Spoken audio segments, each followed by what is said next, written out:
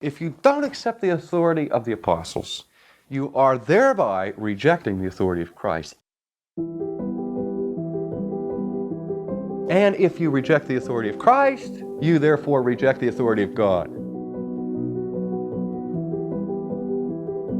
It's very fashionable in our own day for people to distinguish between the authority of Christ and the authority of the apostles. People say, well, I believe the teachings of Jesus. See, I submit to the teachings of Jesus. It's Paul that I can't take, you see. Or it's John who bothers me. Those are men. They're not Jesus. And so people will try to set Paul and Jesus over against each other, recognizing the authority of Christ, despising any authority to Paul. Well, of course, let me remind you that we don't know anything about Jesus save through the testimony of the apostles. They are the primary sources, and in and of itself, that would constitute a certain amount of at least academic authority in the Christian community, but more than that.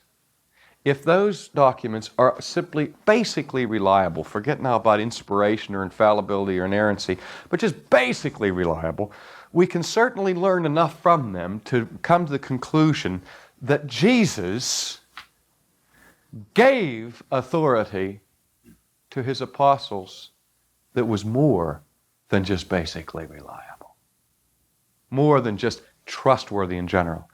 When he commissioned his apostles, he made this statement unequivocally.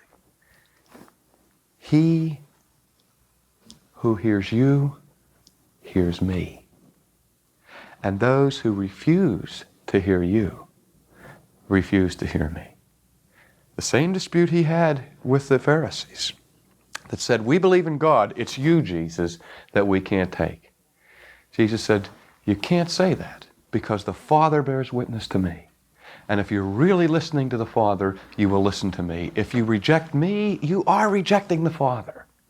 And so in the 2nd century, the early apologists took this line of reasoning, and to those who refused to submit to the apostolic authority, they would say to them, look, if you don't accept the authority of the apostles, you are thereby rejecting the authority of the one who delegated them their authority. You are rejecting the authority of Christ. And if you reject the authority of Christ, as Christ himself had pointed out, you therefore reject the authority of God. So that in the reasoning process that went on there that I think is absolutely valid, a rejection of the authority of Paul is nothing less than a rejection of the authority of God himself. Hence the crisis of the question of the authority of Scripture in the church is at root a question of the authority of God himself. You've been listening to Ultimately with R.C. Sproul. This podcast is produced by Ligonier Ministries. If you haven't already, make sure you download the free Ligonier app to access a full teaching library of videos, articles, and other resources.